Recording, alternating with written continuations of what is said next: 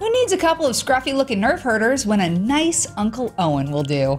I'm Sasha Pearl-Raver, and this is Screen Junkies News.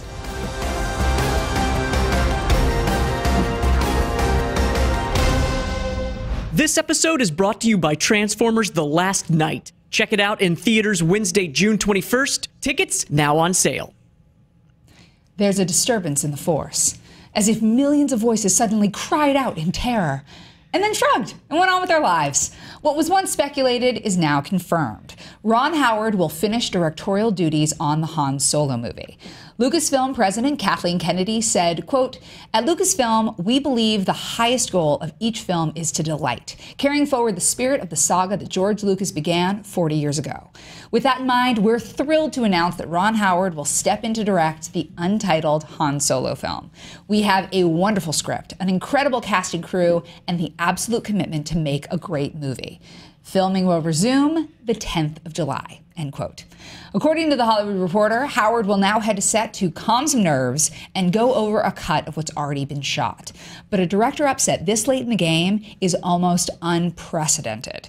Could this be a bad sign not only for Han Solo, but the Star Wars franchise as a whole? Well, here with me to discuss are DJ Wooldridge and Adam Hlavik. Hello, gents. All right, let's give this a one-word review. I say Ron Howard, you say... Meh. It's more a syllable than a word, but okay, fair enough.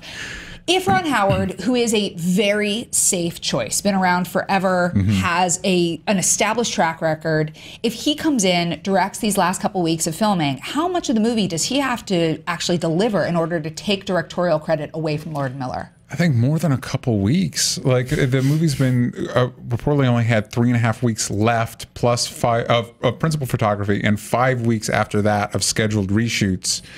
And we've heard competing reports on how much of a percentage the director needs to accomplish, but it would have to be more than 3 weeks, right? Well, there was a quote from Loyola of Los Angeles Entertainment Law Review where they said, quote, "The Directors Guild of America takes a laissez-faire approach to the enforcement of credit rights, embodying no specific reference to remedies in the Guild agreement." So I have never dealt with this in terms of the DGA, but with the WGA, there's lots of arbitration. Yeah. Basically, they will send a script to 3 script readers and say, which version of this feels like the version that ended up on screen? And they don't know who wrote it. It goes without a title page, and then that version gets credit. Interesting. So with a DGA thing, I don't know, because the film will have to be delivered. It's not like, I mean, I guess they could timestamp what the edit looks like, but I don't really know how they'll do this. And we see often in scripts, it'll be like, story credit by, screen credit by, amber stamps, 5 different names. Yeah. Have we ever seen a film where it said directed by Lord Miller and Ron Howard? Is that something that we will see for the first time? Is this going to break new ground? Well, I mean, no, probably not, right? No. Star Wars probably won't let that happen. And also it's Star Wars, they can probably get away with whatever they want. They can probably just go to whoever is in charge and be like, hey, Ron Howard's our boy. And they'll be like, okay. And when they announced it, they said Ron Howard is directing this movie. Yeah. So I think they're very much aware that like this is going to be a full takeover. Ron Howard is taking over this production, but it's going to be so interesting to see how that's going to work because of only having 3 weeks of shooting left. Yeah. What is that going to do to them?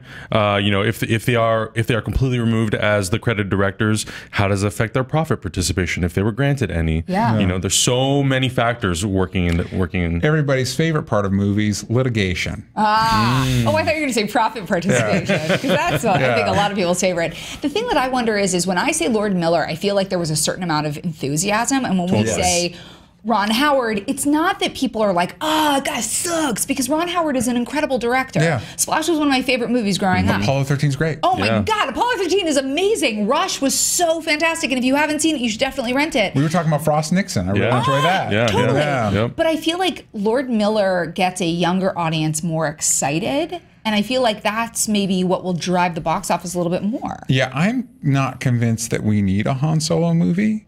And again, I'm not with either of you. But again, I wasn't convinced we needed a Lego movie, and then Lord Miller convinced me, and I wasn't convinced we needed a 21 Jump Street movie. And so my benefit of a doubt was Lord Miller, and now they're gone. I'm like, now I'm pretty sure I don't need a Han Solo movie. All right, well, hold on, because this has happened in the past. There have been director takeovers where there's been a switch, sometimes a little bit more preemptive than this. Yeah. But it has happened in the past. DJ, what are some times where there's been a director switch and the film has turned out well?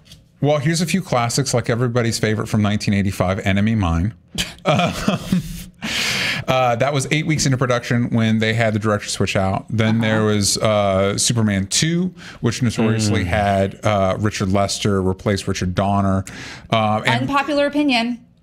You like Lester's more? I kind of love Superman 2 almost more than original Superman. That's fair. I mean, I think a lot of people have that opinion that they like Superman 2 more. I think the most interesting part about it is how much he had shot, how much Lester had to go back and reshoot. Yeah. You know, changing scenes, rewriting scenes, and how it changed the tone of the movie. Because if you look at the tone, 1 and 2 are different, and Very 2 has very much more of a slapstick tone. Yeah, and it's important to note that Lester was able to shoot enough that he was able to get director's credit. So that's one of the times where that worked.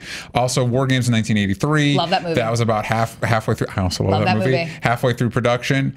The crazy one was Wizard of Oz in 1939 because that went from Norman Torog to Richard Thorpe to Victor Fleming, who's the credited director, but apparently was finished by King Vidor. So not only is that a crazy list of names, but like that's so many people directed that movie, and that movie's great. And there are also rumors that there were even more uncredited directors on that. There were people who would come in and do like single. Yeah, it turned out fine. It turned out fine. One of the classics of all time. Yeah, and then the one that breaks my heart is Island of Dr. Moreau, which Richard Stanley apparently was the guy that was supposed to direct it. Was a huge fan, trying to make it happen for years. Was finally making it happen, and then 3 days into production was kicked off. So, sometimes kids, dreams die. It's the moral of that story. Well, on that note, DJ Wildridge, what do you think this says about the future of the Star Wars franchise?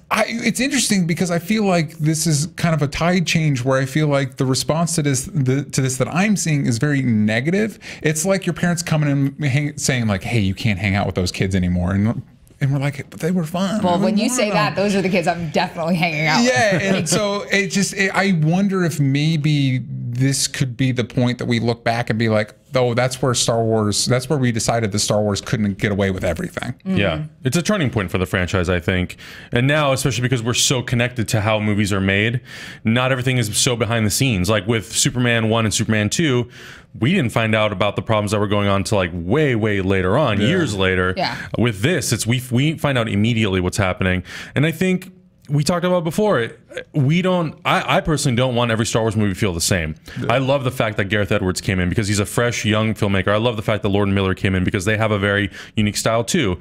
When you have Tony Gilroy going back in and overseeing reshoots of Rogue One, now you have Ron Howard coming in to finish the Han Solo movie.